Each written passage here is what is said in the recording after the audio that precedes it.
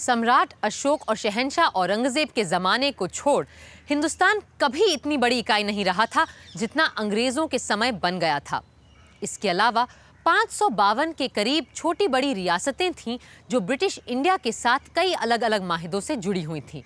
सो वक्त जब ब्रिटिश साम्राज्य से आज़ादी का आया तो जहां कई रियासतों को अलग रहना था, वहीं मुस्लिम लीग को मुसलमानों के लिए एक अलग इलाका चाहिए था। और अगर ये ना हो सके तो लीग की मांग थी कि भारत को एक हिंदू और 2 मुस्लिम मेजॉरिटी ग्रुपिंग्स में बांट दिया जाए जो एक ढीले से केंद्र से बंधे हों। यानी कुछ अजब ही नक्शा उभरने लगा था हमारे देश का। Sindh, Balochistan, north west frontier province and Punjab will be joined through a corridor to Assam and Bengal. Other states like Bhopal and Hyderabad will join us later. This will be our Pakistan. 2 assembly की बात तो ठीक है कायदे आजम, मगर हमारी खुद मुख्तार पाकिस्तान के डिमांड के बारे में क्या तय हुआ? That will come. But in the meanwhile, we have agreed to 2 separate constitution-making bodies for the peoples of Pakistan and of Hindustan. There will be a central government with limited powers, with the Pakistan groups having an option to secede after 10 years. जनाब कायदे आजम साहब, हमें अगर ये 2 group बनवाने में कामयाबी हासिल हो गई, तो फिर देखिए हम इन हिंदुओं और अंग्रेजों के वो हाल कर देंगे कि उन्हें एक आजाद पाकिस्तान को मानना ही पड़ेगा। मगर ये होगा कैसे? आसान सी बात है। देखिए, एक बार जैसे ही हमने अपने ग्रुप्स के आइन बना लिए, फिर हम मरकज की यूनियन कॉन्स्टिट्यूएंट असेंबली में जाएंगे और हर बात पे इतने अड़ंगे लगाएंगे कि असेंबली का चलना ही दुश्वार कर देंगे। और अगर हिंदू अक्सरियत ने हमारी बात को सुनने से इनकार किया तो हम असेंबली से वॉकआउट कर जाएंगे और उसके फैसलों को मानने से ही इनकार कर देंगे। और क्योंकि हमारे पास अपनी ग्रुपिंग वाले सूबे होंगे, हम उनके किसी कानून को मानने के लिए मजबूर नहीं होंगे। Good thinking, Jamil. In that case, we can demand that an unequivocal undertaking be given to implement the establishment of Pakistan without delay. Send a note to that showboy, Maulana. दूसरी तरफ कांग्रेस किसी भी बंटवारे के खिलाफ थी और इस ढीले केंद्र की बात से बेहद नाखुश। फिर प्रांतों को क्या-क्या अधिकार मिले और रजवाड़ों को कैसे शामिल किया जाए, ये भी अहम मसले थे। ऐसे हालात में केंद्र कुछ कर पाएगा भी या नहीं, ये एक मुअम्मा यानी पजल सा बन गया था। मौलाना, ये क्या बेहुदा मजाक है? हमें जिन्ना साहब को फौरन जवाब देना चाहिए कि आपने जो मुस्लिम सूबों की अलग ग्रुपिंग्स की तजवीज पेश की है वो हमें बिल्कुल मंजूर नहीं है, क्योंकि मुसलमान अक्सरियत के सिर्फ 3 ही सूबे हैं, नॉर्थ वेस्ट फ्रंटियर, सिंध और बलूचिस्तान। आसाम में अक्सरियत हिंदुओं की है और बंगाल और पंजाब में मुस्लिम मेजॉरिटी बस नाम बराबर है। जवाहर, कई सालों से फेडरल यूनियन के तहत काफी हद तक हम खुद मुख्तार सूबों की बात कर रहे हैं। अब अगर इस वक्त हम ग्रुपों से इनकार करेंगे तो हमारे जिन्ना साहब फिर से बंटवारे की धमकी पर उतर आएंगे। मगर मजहब के नाम पे इस तरह से सब फेडरेशन बनाने से सेंटर और कमजोर हो जाएगा। जवाहर, जल्दबाजी में आकर किसी भी तरह का फैसला लेना मुनासिब नहीं है। मैं कांग्रेस वर्किंग कमेटी का इजलास बुलाता हूं और वहां बैठ के सोच समझ कर हम ये सब तय कर लें तो बेहतर रहेगा। कांग्रेस कमेटी की मीटिंग में जिन्ना साहब के प्रस्ताव के खिलाफ और एक कमजोर केंद्र के विरोध में कई आवाजें उठी। D.R. गाडगिल ने रेजोल्यूशन में लिखा है, कांग्रेस को ये तय करना ही होगा कि मुस्लिम लीग को मनाने के लिए वो कहाँ तक झुकती जाएगी और संघ के ढांचे के बारे में उसके क्या विचार है। ये भी तय करना होगा कि अगर ये अड़ंगेबाजी चलती ही रही तो हम क्या रास्ता अपनाएंगे। यद्यपि कांग्रेस ने हमेशा एक मजबूत केंद्र की बात की है, पर आज हम एक ऐसी सरकार बनाने को तैयार है जहां शायद दुनिया की सबसे कमजोर सरकार केंद्र में होगी। सूबों को उनके हुकूक देने के खिलाफ तो हम कभी नहीं रहे हैं। 26 जून के रेजोल्यूशन में भी हमने साफ साफ मैक्सिमम प्रोविंशियल ऑटोनॉमी की ही बात की थी, लेकिन हम ऐसे किसी स्कीम को बर्दाश्त नहीं करेंगे जिसकी वजह से हिंदुस्तान के टुकड़े टुकड़े हो जाए। मगर कैबिनेट मिशन के प्रस्तावों की हम अनदेखी भी तो नहीं कर सकते हैं ना। ऐसी स्थिति में केंद्र और सूबों के अधिकारों को बांटना आसान नहीं होगा।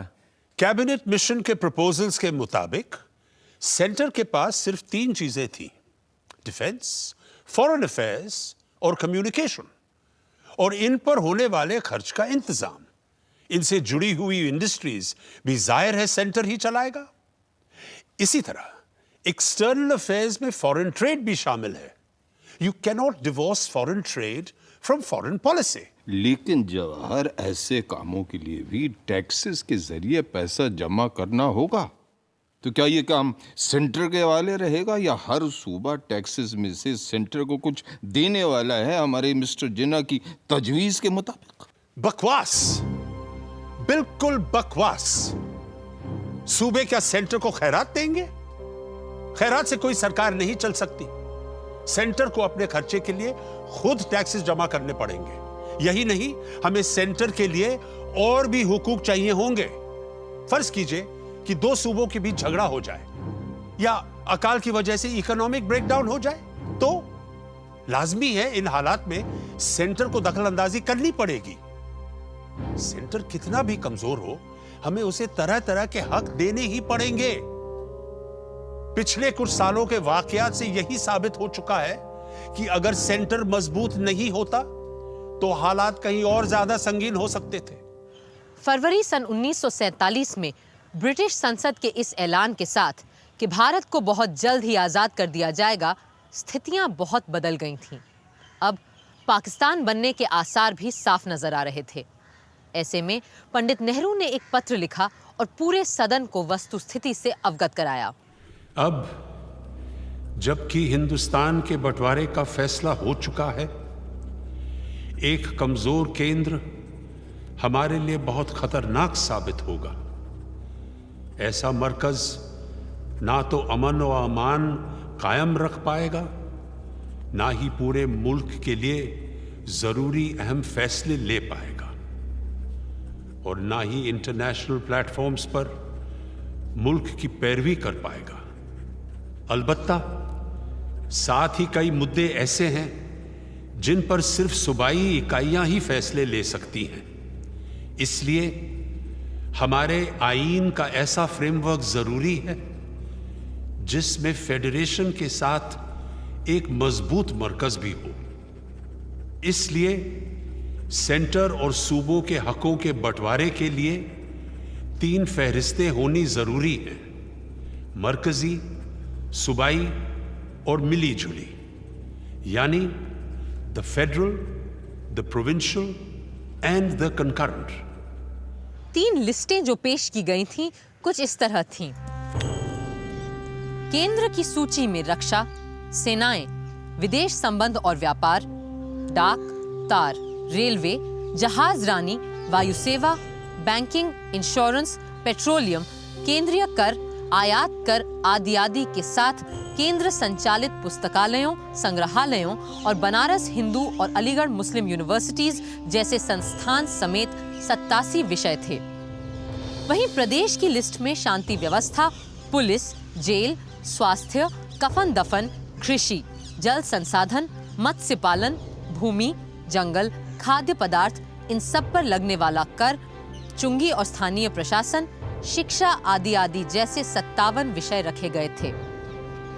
तीसरी कंकरेंट यानी सहगामी या साझा फहरिस्त में आपराधिक न्याय व्यवस्था, बिजली, ब्याह शादी, तलाक, वसीयत, अखबार, किताबें, फिल्म प्रदर्शन, मोटर गाड़ियों, पागलखानों, जहर और जहरीली दवाइयों, जानवरों के प्रति सद्व्यवहार, मर्दमशुमारी जैसी 36 चीजों को रखा गया था।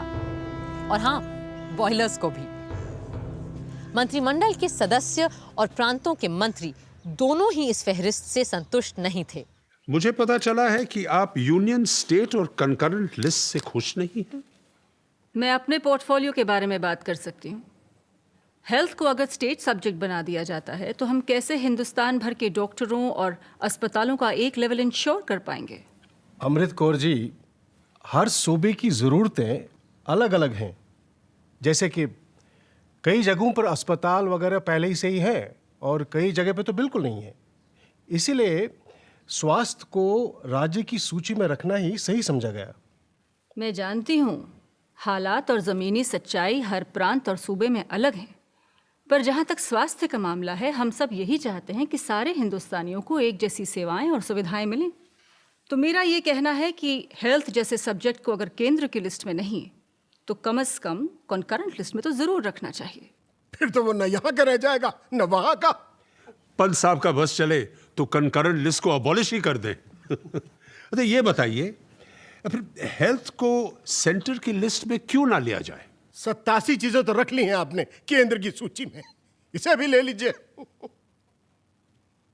जवाहरलाल जी, जब तक प्रांतों को आप कुछ जिम्मेदारी देंगे नहीं, सूबे जिम्मेदारी लेना सीखेंगे कैसे? कांग्रेस ने हमेशा विकेंद्रीकरण की बात की थी, पर अब जब अमल का समय आया है, हम झिझक क्यों रहे हैं?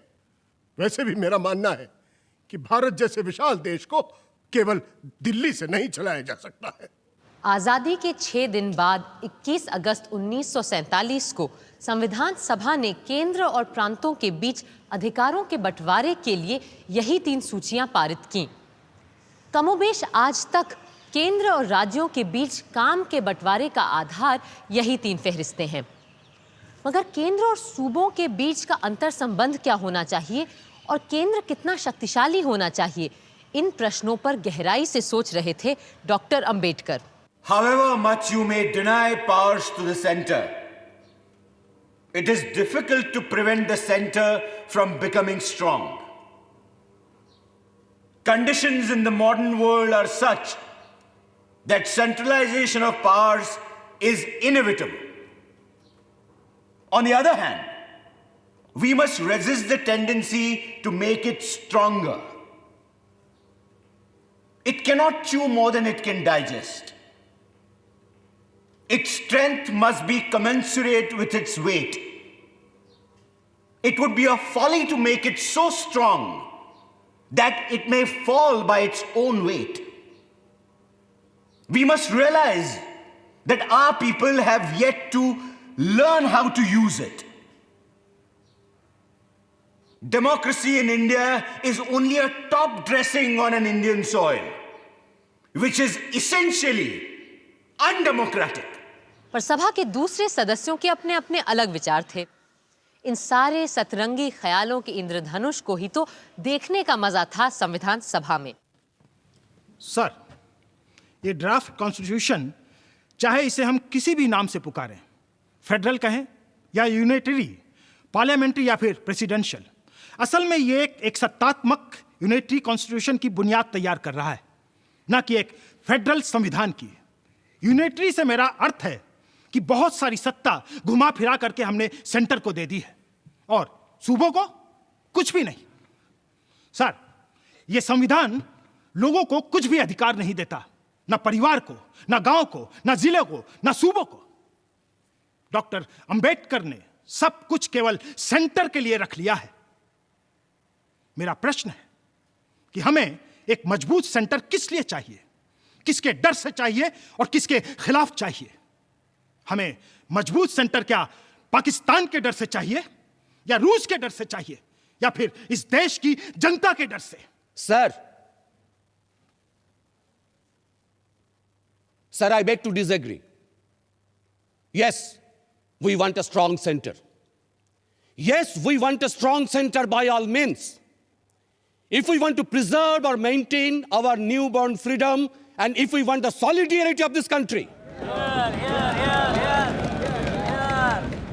we have had enough experience of provincial autonomy, of which we had been enamored in the past, and now we have seen its effect.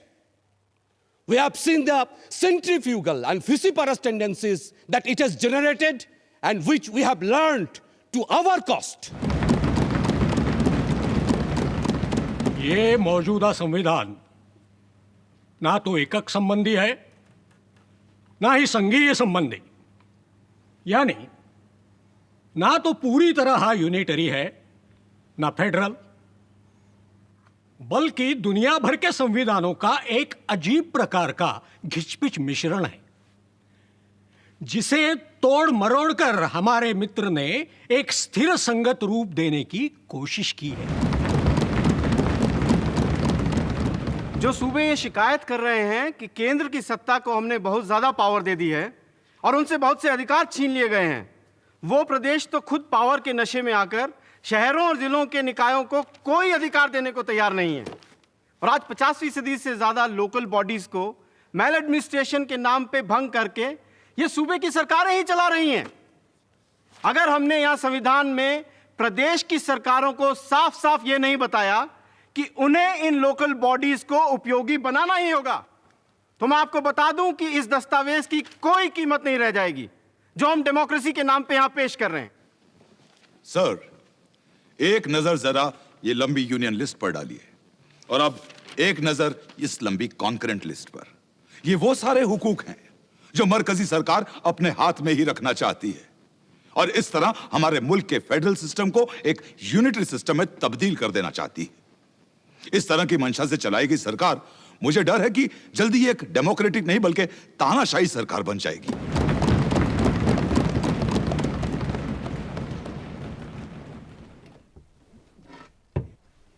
Honorable member can remain seated while speaking if he so wishes.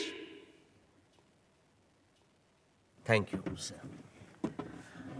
I should like to express my emphatic dissent from Dr. Ambedkar's observation that democracy in India is only a top dressing on Indian soil.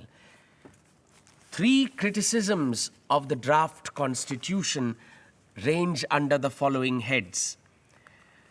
Criticism 1, the center is made too strong at the expense of the units. Criticism 2, the existence of a large list of concurrent subjects might lead to the center encroaching upon the provincial sphere. And criticism 3, the constitution does not give sufficient importance to village communities. Sir, a brief survey of the draft constitution must convince the members that it is based upon sound principles of democratic government. It is well to remember that a constitution is, after all, what we make of it. किसान नेताओं और गांव जमीन से जुड़े लोगों के लिए किसी संवैधानिक भाषा से ज्यादा जरूरी सवाल थे खेतीबाड़ी, अनाज और भूख। सर, यदि आप भारत में सभी चीजों का, जिनमें कृषि की अर्थव्यवस्था भी शामिल है, प्लान्ड विकास चाहते हैं, तो यह आवश्यक है कि कृषि के विकास, विचार और कृषि की अर्थव्यवस्था को हम राज्यों नहीं बल्कि केंद्र की सूची में रखें। हमें यह याद रखना होगा कि भारत में खाद्य समस्या बहुत गंभीर है। जनाब वाइस प्रेसिडेंट साहब, मैं इस फेडरलिज्म के खिलाफ हूं। राज्यों को जब जब हमने अधिक अधिकार दिए, यह देश बंटवारे की कगार पर पहुंच गया। और आज अगर हम सूबों को ज्यादा पावर देकर फेडरलिज्म की बात करते हैं, तो ना जाने कितने पाकिस्तान इस उपमहाद्वीप में बस जाएंगे। अगर हमने फेडरलिज्म को अपनाया, तो हम वही कर बैठेंगे जो हमारे विदेशी देश चाहते हैं कि हम करें। एक कटा हुआ जर्मनी, एक बटा हुआ कोरिया, इन विदेशी ठगों की मनमुराद है अपने देश की ताकत को फेडरल, कॉन्करेंट और प्रोविंशियल के नाम पे बांटना एक आत्महत्या करने जैसा कदम है और यह हर हालत में हमारे देश को कमजोर करेगा। उस दिन डॉक्टर अंबेडकर बोले कि हमारा संविधान फेडरल भी है और यूनिटरी भी, शांति के वक्त फेडरल और युद्ध के वक्त यूनिटरी। पर मैं पूछता हूं कि यह युद्ध और शांति का बंटवारा केवल एक झूठी कल्पना भर है, क्योंकि हम किसी वॉर या पीस में नहीं बल्कि कोल्ड वॉर के जमाने में जी रहे हैं। और अगर हमें इन विदेशी ठगों से, इन विदेशी ताकतों से खुद को बचाना है, तो आज हम जिस तरह के लोकतंत्र के काम में लगे हैं, उस काम में इस तरह के कानून सिर्फ अड़ंगा ही डालेंगे। Sir,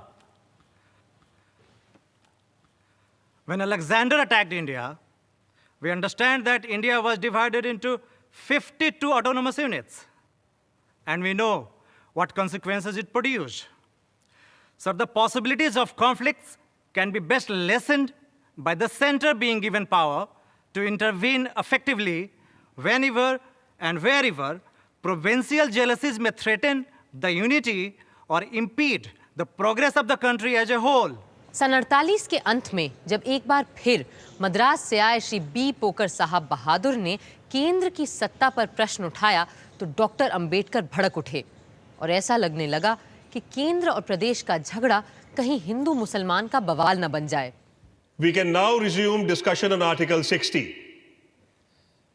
Is Poker Sahib Bahadur in the house?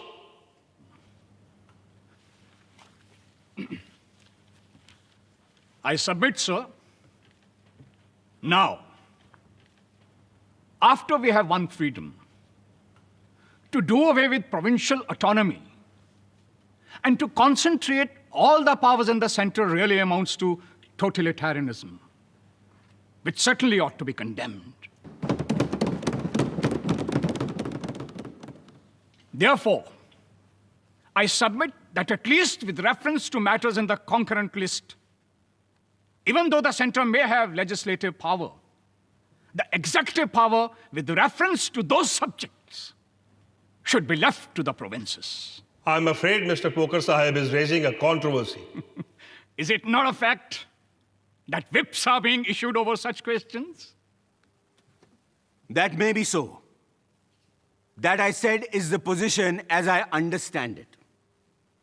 Now, sir, it must have been noticed, and I say it merely as a matter of fact and without any kind of insinuation in it at all, that a large number of members who have spoken in favor of the First Amendment to ensure more powers to the states are mostly Muslims. No.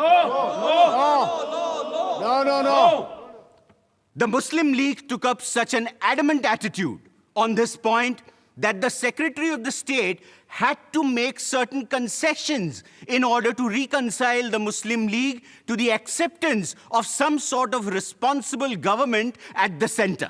With your permission, sir, may I just correct my learned friend? This constitution is being framed for the present Indian Union, in which there is not a single province in which the Muslims are in a majority. Muslims as such are not in the least to be particularly benefited by this amendment. My complaint is that the Muslim members are repeating arguments which were valid when the Muslim League was there and Muslim provinces were there.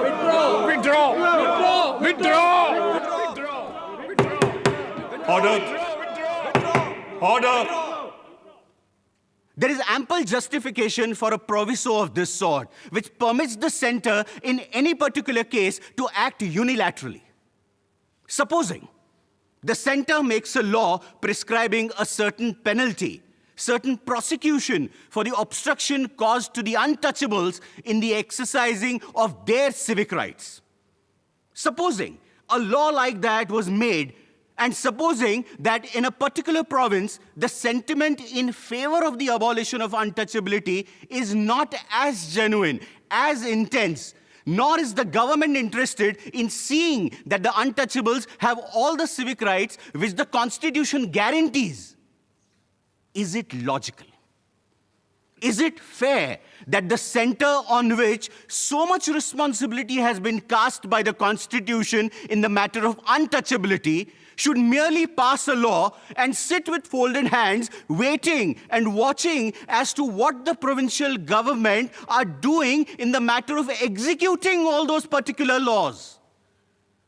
Should not the center which enacts a law of this character have the authority to execute it? I would like to know if there is anybody who can say that on a matter of such vital importance, the center should do nothing more than enact a law. इसके बाद सबसे जोरदार बहस इस बात पर हुई कि क्या केंद्र को ये हक बनता है कि वो जब चाहे प्रदेशों में चुनी गई सरकार को बर्खास्त करके वहां केंद्र का शासन लागू कर सके, और अगर ये जरूरी हुआ तो हमारे संविधान में किन सावधानियों का रखा जाना आवश्यक है। आज तक सेंटर स्टेट रिलेशनशिप में ये मुद्दा जब तब उठता ही रहता है। Sir, why should we presume that the states will assume such an anti-national attitude? Particularly the wording, in the national interests, Parliament should make laws, is something which implies that the center requires Parliament to legislate in such matters of national importance which the states are not prepared to pass. I do not think that the article is at all necessary. Sir, I should like to put a pointed question to Dr. Ambedkar. For instance, now there is a situation prevailing in the state of Hyderabad and in Madras Presidency. In some of the border areas of these two states, there is a disturbance of public peace. I would like to ask whether it will be proper under similar circumstances for the center to intervene and take over the entire portfolio of law and order from the two states concerned and step in. Sir, I'm sure that it will be a mockery of provincial autonomy if such a thing happens. The first change that is to be noted is that the president is to act on a report from the governor or otherwise. The original article merely provided that the president should act on the report made by the governor. I think as a necessary consequence to the introduction of this article, we must also give liberty to the president to act even when there is no report by the governor and when the president has got certain facts within his knowledge on which he thinks he ought to act in the fulfillment of his duties. Doctor Ambedkar ने बात बड़ी सफाई से रखी, मगर socialist नेता HV Kamat साहब कहां सुनने वाले थे। मुझे भविष्य साफ नजर आ रहा है कि आंतरिक कलह रोकने के नाम पे केंद्रीय सरकार सूबों की स्वतंत्रता को ध्वस्त करने जा रही है और प्रांतों की आजादी को खत्म करने की तैयारी कर रही है। पहले तो राष्ट्रपति को अधिकार होगा कि केवल राज्यपाल की रिपोर्ट पर ही नहीं बल्कि अन्यथा भी यदि उसे सही लगे तो वो राज्य सरकार के खिलाफ कदम उठा सकता है। ये अन्यथा है क्या, शायद केवल ईश्वर ही जानता है। वैसे भी पहले ही हमने यह तय कर दिया है कि राज्यपाल को तो राष्ट्रपति ही नियुक्त करेगा। अगर ऐसा है तो क्या राष्ट्रपति को खुद अपने नियुक्त आदमी पर भरोसा नहीं होना चाहिए क्या? अगर अपने ही लोगों पे राष्ट्रपति को भरोसा नहीं है तो फिर छोड़ दो ये सरकार, बोरिया बिस्तरा बांधो और घर जाओ अपने अपने। ये संविधान सभा भी बर्खास्त करो और चलो अपने अपने घर सब। ना, मैं ऐसे किसी कार्य व्यापार का हिस्सा नहीं बनना चाहता। यहां जो हो रहा है गलत हो रहा है। मैं भगवान से प्रार्थना करूंगा कि वो इस सदन को सद्बुद्धि दे कि वो अपने गलतियों बेवकूफियों को देख सके और जो अपराध यहां कर रहे हैं उनको समझ सके। This is a criminal transaction. Criminal? What is the crime? यह एक संवैधानिक जुर्म होगा अगर राष्ट्रपति को अधिकार दे कि वो हर बात में टांग अड़ा सके, न सिर्फ राज्यपाल की रिपोर्ट पर बल्कि किसी अन्य कारण से भी। ये अन्य, ये अदरवाइज मात्र शब्द नहीं बल्कि एक शैतान है और इस संदर्भ में तो ये एक बिल्कुल बेहुदा शब्द है। सर, मैं चाहता हूं कि एक नुक्ते पर रोशनी डाली जाए। अगर खुदा ना खास्ता किसी सूबे के गवर्नर को कोई कैद कर ले तो वो कैसे राष्ट्रपति महोदय को अपनी रिपोर्ट भेज पाएगा? गवर्नर को गिरफ्तार नहीं किया जा सकता। माफ कीजिए, गिरफ्तार ना सही, कोई उन्हें अगवाई कर ले तो भाई कैसे आएगी रिपोर्ट राष्ट्रपति जी के पास? जनाब, अगर ऐसी स्थिति पैदा हो जाती है तो धारा 257 तो है ना हमारे पास। जिसके चलते बिना राज्यपाल की सलाह के भी केंद्र प्रोक्लेमेशन जारी कर सकता है। यानी राष्ट्रपति बिना गवर्नर की रिपोर्ट के भी अपने विवेक के अनुसार कदम उठा सकता है और राज्य की सत्ता अपने हाथों में ले सकता है। Sir, let us have a little realism about our discussions and about our constitution making. The greatest danger in the future may not be that the center will interfere too much, but that the units may resent the guidance of the center. And what do we mean by saying that the president may take the powers into his own hands and may become an absolute dictator? And will the 32 crores of Indians sit quietly and knuckle under? If they would, then they would anyhow. Then no constitution on God's earth, even if framed by Archangel Gabriel, is going to succeed.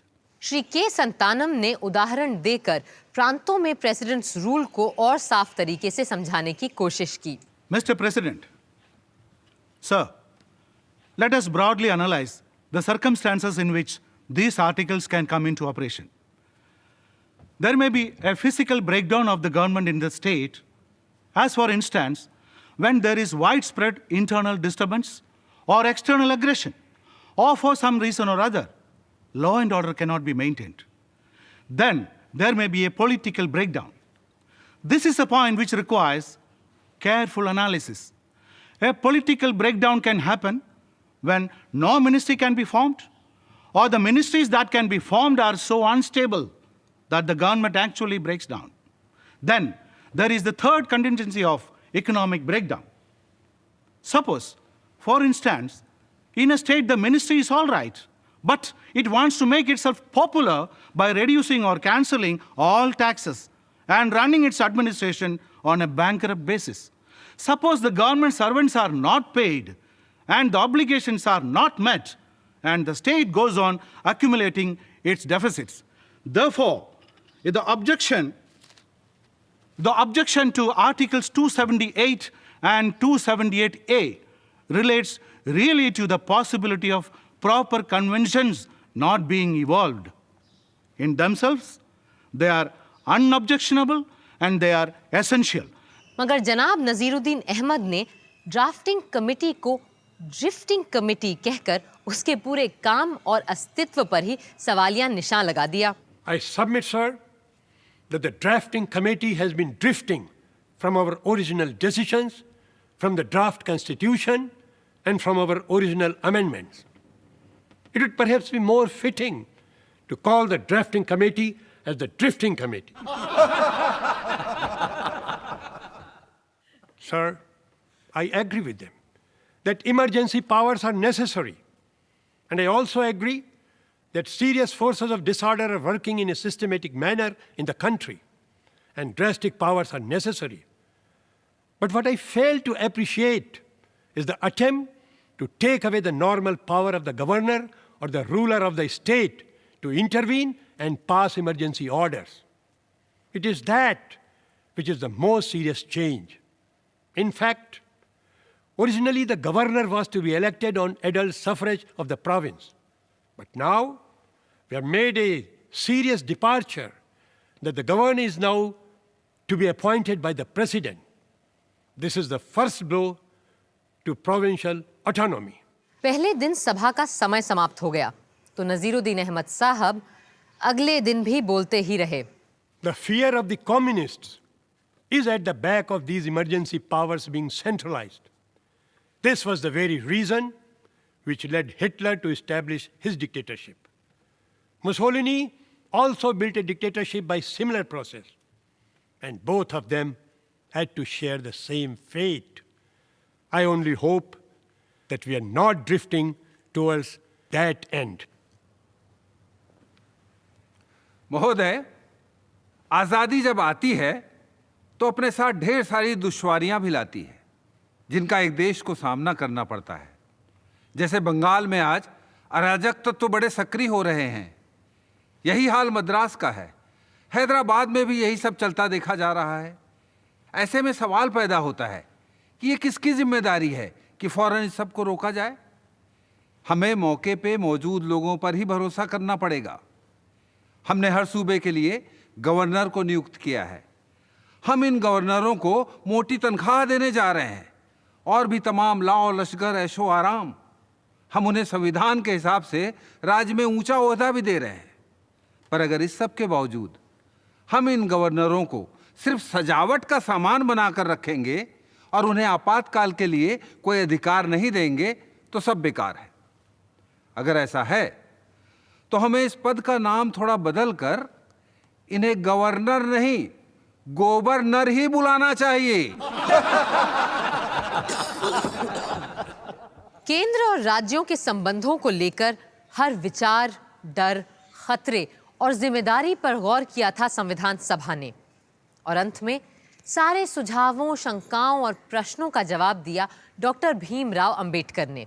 With regards to the general debate which has taken place, in which it has been suggested that these articles are liable to be abused, I may say that I do not altogether deny that this is a possibility. But that objection applies to every part of the Constitution which gives powers to the center to override the provinces. The proper thing we ought to expect is that such articles will never be called into operation and they would remain a dead letter. If at all they are brought into operation, I hope the President, who is endowed with these powers, will take proper precautions before actually suspending the administration of the provinces. I hope the first thing he would do would be to issue a warning. If that warning fails, the second thing for him to do will be to order an election allowing the people of the province to settle matters themselves. It is only when these two remedies fail that he would resort to this article. I do not think we could then say that these articles were introduced in vain or that the president had acted wantedly. उधर गांधीवादी लोग एक अलग ही तरह के भारत की कल्पना कर रहे थे और महात्मा गांधी के एक अनुयायी श्रीमान नारायण अग्रवाल साहब ने सन 1945 में ही बापू के विचारों को पढ़ के, समझ के और उनसे बात करके एक गांधीवादी संविधान का मसौदा तैयार कर दिया था। संविधान बनाते समय याद रखने की पहली चीज ये है कि जिस बात का संबंध सबसे हो उसे सब मिलकर ही तय करें। पर इस तरह लोकतंत्र किस दिशा में जाएगा बापू? उस दिशा में जहां अहिंसा हो और विकेंद्रीकरण हो। जनतंत्र की परिभाषा मेरी समझ में वो राज है जिसमें हर दीनहीन के पास वो अवसर हैं जो सबसे शक्तिशाली के पास भी हो, और हिंसा के बल पे ऐसा कभी नहीं हो सकता। और इसलिए आप मानते हैं कि भारत के भविष्य का संविधान सुगढ़ सुचालित ग्राम सभाओं पर आधारित हो, जो प्रजातंत्र को सीधे और अच्छे तरीके से चला सकें, जहां मनुष्य और पर्यावरण पर अहिंसा वाली ग्राम शिल्प की संस्कृति और अर्थव्यवस्था हो, और मनुष्य से सीधा संपर्क और संबंध हो। गांव के गणराज्य ही स्वराज की मूल इकाई होनी चाहिए, जिनके पास सारे सामाजिक, आर्थिक और राजनीतिक निर्णय लेने की पूरी स्वतंत्रता हो। फिर गांवों को तालुका, जिला, सूबा और संघ की पंचायत, विधानसभा और सांसदों के जरिए अखिल भारतीय केंद्र की इकाइयों से जोड़ा जाए। सही समन्वय बनाना होगा और केंद्र की सांसद का काम बहुत ही सीमित होगा, क्योंकि हमारे सिद्धांत के अनुसार अधिकतर अधिकार ग्रामों, लोकल बॉडीज और सूबों के पास ही होंगे। ठीक कह रहे हैं बापू आप। केंद्र का काम केवल रक्षा, आर्थिक विकास, सूबों के बीच समन्वय, परिवहन, संचार, मुद्रा, कस्टम, अंतर्राष्ट्रीय व्यापार जैसे प्रमुख उद्योगों तक ही सीमित होना चाहिए, और शायद कुछ राष्ट्रीय महत्व के शैक्षिक संस्थानों को चलाना, राज्यों को शिक्षा के स्तर के बारे में सलाह देना, विदेश नीति तय करना भी केंद्र का काम हो सकता है। पर बाकी सारे अधिकार और निर्णय संघ की प्रांतीय इकाइयों के पास ही होने चाहिए। याद रहे, वही हुकूमत अच्छी होती है जो सबसे कम हुक्म चलाए। श्रीमान नारायण अग्रवाल द्वारा लिखी स्वतंत्र भारत के लिए संविधान नामक पुस्तिका की भूमिका महात्मा गांधी ने लिखी थी और कहा था कि हालांकि इसके हर शब्द से शायद मैं इत्तेफाक नहीं रखता, किंतु मेरे पास समय की कमी होने से प्रिंसिपल श्रीमान नारायण अग्रवाल ने वो कर दिखाया है जो मैं नहीं कर सका। संविधान सभा के गांधीवादी सदस्य इसी को नए संविधान का आधार बनाना चाहते थे। सर, हमारे मुल्क में 7 लाख गांव हैं। महात्मा गांधी की कृपा से हमारी आजादी की लड़ाई गांव तक पहुंच गई थी और गांवों के आधार और बल पर ही आज हमारा हिंदुस्तान आजाद हुआ है। पर आज जो कॉन्स्टिट्यूशन हमारे सामने है उसमें कहीं गांव का कोई भी जिक्र है? कहीं उसकी कोई तस्वीर है? नहीं, नहीं, नहीं और नहीं। यह सारा कॉन्स्टिट्यूशन बजाय अंदर और नीचे से खड़ा करने के ऊपर और बाहर से खड़ा किया जा रहा है। सदर साहब, होना यह चाहिए था कि हमारे हिंदुस्तान की रिपब्लिक एक यूनियन बनती, सारे छोटे छोटे ऑटोनॉमस रिपब्लिक आपस में मिलकर एक यूनियन की तरह हिंदुस्तान की एक बड़ी रिपब्लिक बनाते, और उससे न फिर लिंग्विस्टिक प्रोविंसेस का सवाल उठता, न कम्युनल मेजॉरिटी या माइनॉरिटी का सवाल उठता, और न बैकवर्ड क्लासेस का सवाल उठता।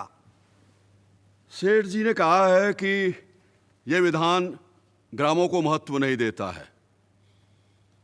महात्मा गांधी जी का विधान ग्राम गणराज्य व ग्राम पंचायत पर आधारित था, जिसकी रूपरेखा प्रिंसिपल श्रीमान नारायण अग्रवाल ने दी थी।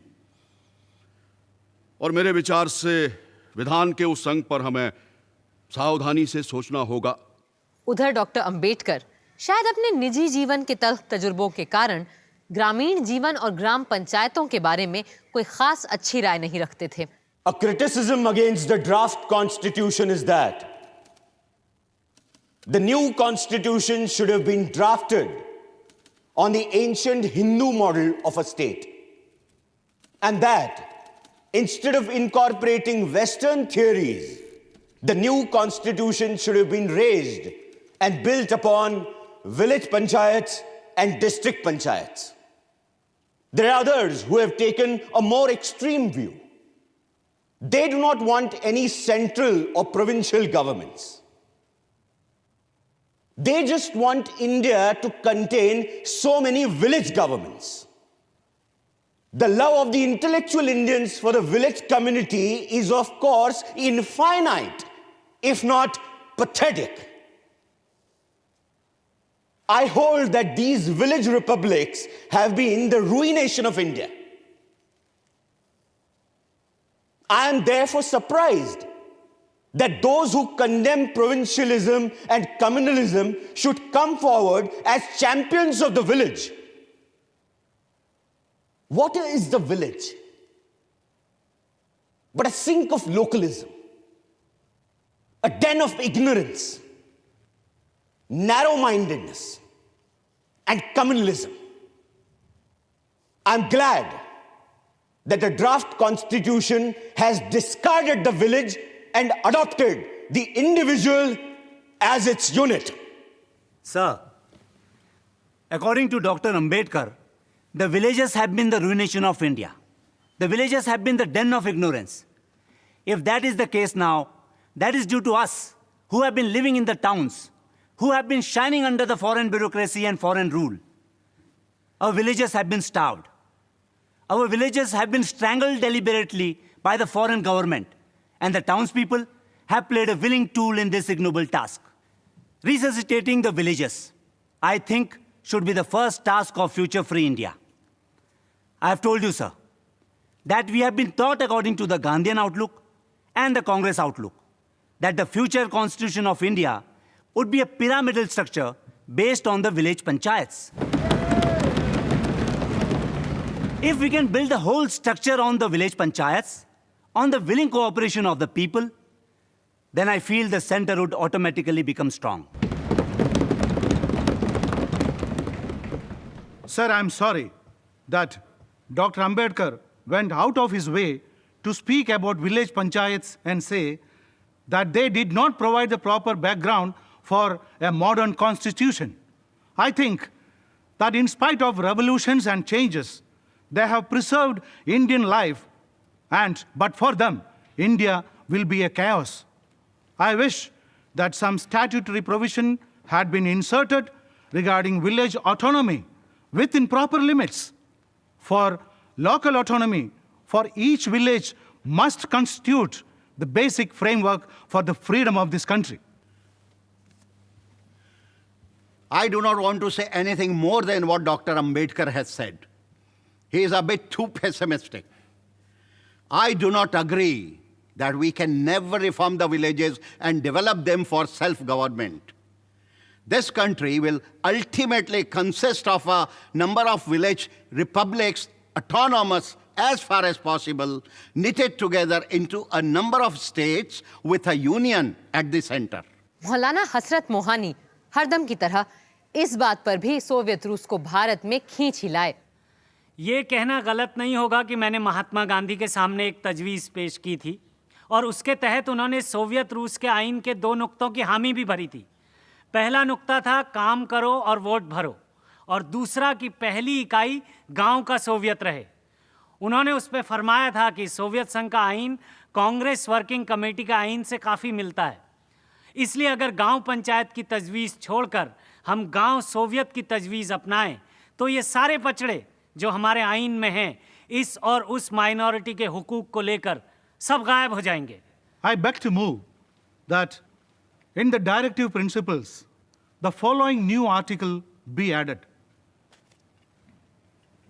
That the state shall take steps to organize village panchayats and endow them with such powers and authority as may be necessary to enable them to function as units of self-government. What powers should be given to a village panchayat, what its area should be, and what its function should be will vary from province to province. Sir, I accept the amendment. Thank you very much, sir. Sir, I am sure the 7 lakhs of villages in the whole of India would welcome the provisions of this amendment in the Constitution. If the pies are taken care of, the rupees will take care of themselves. Sir, it is very necessary that this august body gives its views on the fundamental tenet of Mahatma Gandhi. He said that India dies if the villagers die. India can only live if the villagers live.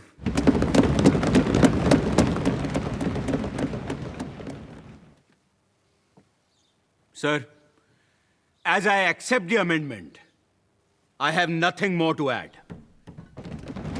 और इस तरह गांव और ग्राम पंचायतों को हमारे संविधान में स्थान देना ही पड़ा डॉक्टर अंबेडकर को। पर असल में ये झगड़ा न शहर गांव का था, ना ही महात्मा गांधी और डॉक्टर अंबेडकर के दृष्टिकोण का। ये मतांतर बिल्कुल उसी तरह का था जैसा ड्राफ्ट कॉन्स्टिट्यूशन के आर्टिकल 1 पे हुई बहस में देखने को मिला था, जहां कुछ लोग हिंदुस्तान का नाम भारत रखना चाहते थे और कुछ इंडिया। पर अंत में जीत समन्वय की हुई और हिंदुस्तान का नामकरण हुआ इंडिया दैट इज भारत।